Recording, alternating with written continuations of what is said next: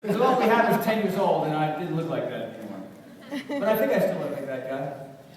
I don't know. So, the 11 laws of health and fitness. Now, I created these quite a while ago, and they're really a collection of ideas and thoughts and philosophies and techniques so that you can lock down this health and fitness thing for the rest of your life. Right? Because at the end of this thing, you're going to know pretty much what I know. And so it really comes down to applying it or not. You know, the worst thing in the world is to know better and do nothing. All right? And so often we get bamboozled by ideas and concepts that are really, that pretend to be universal truths, but aren't. Everything here is a universal truth for everyone. Well, not necessarily. But certain things will resonate, certain things won't. So I want you to sort of, take pictures if you like to. And you can write it down with certain notes or certain things that I say that kind of resonate for you to help you change your life and get focused. So a vast majority of you in this room are pretty wired. You know what to do, you've been doing it, and you're eating pretty well, and that's the reason why you look and feel the way you do. But there are still some nuggets in here to help you take it to the next level, and maybe you're really sort of a beginner, and you just want to get started, or you want that extra thing or two to really help you bring it a little bit further in your life. So let's go to number 1. Now the first 3 are really critical, these first 3 laws. Variety. Now, of course, I spoke about this before. P90X works because it's a variety of things. Even Power 90 works because it's a variety of things. Maybe not to the extent that P90X is. All right, so the key to ultimate success for you to stay fit and healthy for the rest of your life is to mix it up, change it up, and turn it up.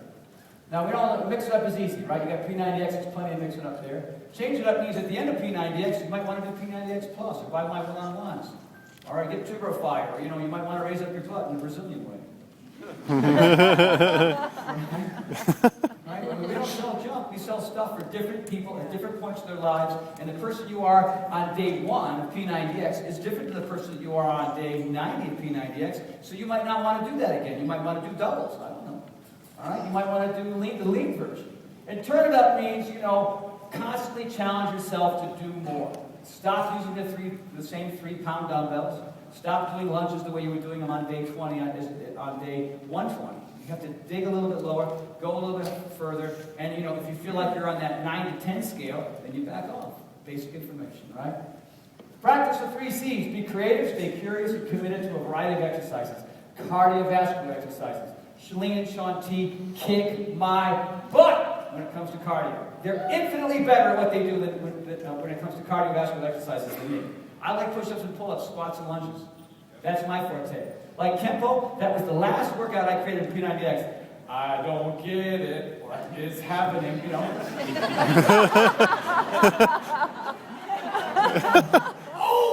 I just wasn't my thing. I'm better now because of the influence that I got from Sean T and Shalene kicking my butt. I got to show them a thing or two, right? So, cardiovascular exercise releases norepinephrine, dopamine, serotonin, brain-derived neurotropic factor inside of the brain, better than any other kind of exercise. And when you release those chemicals, also known as BDNF, brain-derived neurotropic factor, everybody, kidding. Resistance and weight training workouts, my favorite. Right? Ladies, you want to get lean, fit, strong, do your pull-ups, do your push-ups. You got to do it. It can't be just the one ellipticals for an hour. Anyway, Betty, we're going down to Kmart next week. There's a special on wild salmon. If you go to the gym, you have a gym membership. Do the elliptical for 10, do the treadmill for 10, do the first climber for 10, do the wrong, you know what I mean? Mix it up that way. That is muscle confusion. Don't just get on one machine the whole time, because you're going to get hurt, bored, or plateau. Flexibility in yoga, the fountain of youth. This is the fountain of youth, and we're going to do it later. You're going to find out how youthful you are at the end. Or you're going to find out that you're really the Tin Man. I can't touch my toes. Core and synergistic exercises. This is the real trend now. This is where, when I go work with the military, we're always talking about core strength, flexibility strength.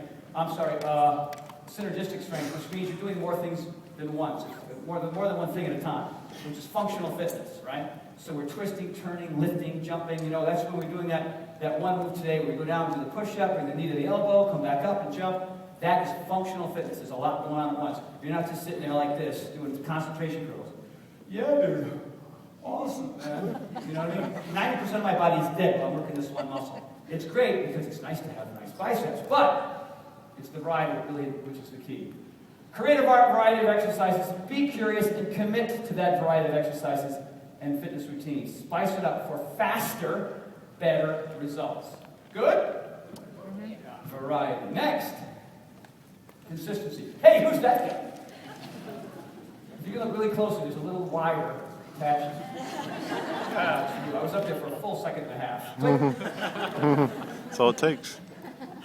The more you do, the better you get. The first time you did yoga, how was it? How'd it go? Terrible. How about the 30th time? Less painful. Right, we had a question in here. Somebody said, what if I don't want to do something else and I want to do more yoga? Well, then take the cardio X out and slip the yoga in. End up doing it twice a week. That's okay? Sure. There's no laws that say, it's like the P90X police come in. You did not do cardio X when you're supposed to be. You are under X arrest. I mean, I prefer you to do it the way we set it up the first time. All right, because that's going to give you the variety and everything else. It's going to help you, build that body that you want, in that shape that you want, and feel like, you should at the end of 90 days. But if you want to at the second or third round, play around with it, okay? Don't do, back and chest 8 days in a row. That's it. All right, so consistency means 5 to 7 days a week. 5 is the minimum, 7 is the max, unless you live in the Matrix. I have 9 days, I can do more. It's not 4 days a week, it's not 3 days a week, it's not 2. Because what happens when you work out 3 days a week is 4 days, you're getting nothing. All right? You're going to suffer from exercise bipolar disorder. Because when you exercise, you release those drugs inside of your brain, right? And you have that brain-derived neurotropic factor. You take 2 days off. What does it feel like when you've been exercising consistently, right, for months, and you take 2 or 3 days off? How does that make you feel? I'm going to kill people! Right? Right? Do you feel those mood swings when you stop moving? Sadness, depression, anxiety, a lot of these things are as a result of not releasing those chemicals in the brain. So then we go to our pharmacist, because we think they have all the answers and they give us pills. The answers don't come from things you put in your mouth. They come from moving these things and expanding these things and making these things look sexy. So be patient and persistent, right? It's okay if you don't do it perfectly. It's okay that your range of motion is limited. It's okay if you have to take breaks, all right? But it's about the consistency. Show up and do it poorly for 90 days. It's awesome because you showed up. Woody Allen said that 80% of life is showing up. I say the other 20% is paying attention to what's happening while you're there. All right? That makes sense, everybody? And so what's your 90-day plan? Figure out what that is and write it down and do it. Stick to your plan no matter what. Finish. How many folks, it's okay, be honest, the ex-police are not here today. Who started P90X and just quit partway through the first time? Why did that happen? I was doing Taekwondo at the same time. Oh, he was doing other really harder things. That's not I was a stuntman in Superman 5. P90X workouts. I know what happens, an injury, life happens, things that you move, work issues, stuff with family. But do whatever you can. Is it okay to do the yoga X, only 30 minutes of it? Think that's all right? Of course it is. You don't have to do the whole 90. I mean, I prefer you to. Chances are, you start the first 30 and you're probably going to finish. And if you don't, is it the end of the world? I don't want you to do nothing, ever. I want you to do something part-time, okay? And consistency is the key. What does it say right here? Do your best. Forget the rest. That's it. The seminar's over. It's really that simple. Intensity. You are tougher than you think. We're really afraid of getting hurt or throwing up, But if you wear a heart monitor and you pace yourself and you're consistent, then the goal truly of these first 3 is to create, like, look at my face there, that's an intense looking dude. Right there. I threw up right after that picture.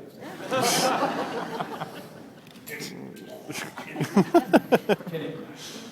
Final line, do the extra rep. That's why there are worksheets with P90X. So on day 1, on push-ups, 4. Month and a half later, 4. Nothing's going to happen, right? So you have to focus on your form. You have to focus on getting better. Add reps, add more weight. Tracy Morrow, everybody knows who Tracy Morrow is, right? She does 40 pounds with lawnmowers. I know a lot of ladies feel like they're going to bulk up because they're lifting too heavy. You know, my sister is super, super lean now because she's really toned in her diet and she's stronger than ever. She's doing push-ups on 4 medicine balls. She's doing lawnmowers with 40-pound weights. You know what I mean? Because when you lift big, you burn more calories. You know, I want ladies to typically do 12 to 15 reps. You know, I mean, unless you want to get bigger and bulky, you don't want to do, ladies, you don't want to do 6 to 8 reps. If the guys want more size, you know, you lift big to get big. It's basically, that's the status, that's how it works.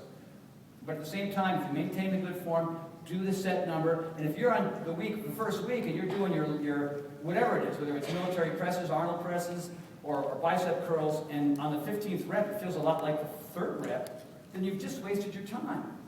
It's not, you haven't really put in the right amount of effort when it comes to getting the results that you want. And don't be afraid. If you feel like you're getting a little bit dizzy and you're getting a little bit like overwhelmed by what you're doing, hit the pause button, because we'll be there. Or skip it if you want to, or march in place. You can keep it going. You just go, I got enough intensity, Tony, thank you. Right? So, the over-under means overtraining and undertraining. I know a lot of guys, a lot of ego, they used to play football and sports, you know what I mean, and they get hurt doing P90X because they're pushing the envelope too soon. Their body wasn't ready, so they're lifting weight, they're not ready to lift. And they're doing the last set of push-ups, maybe the first 3 or 4, start like this, and the last ones look like this. Yeah,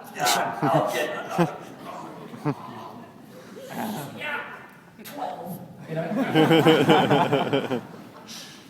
So, don't overtrain, don't undertrain. The trials and tribulations are injuries. And here's another little thing that's sort of important.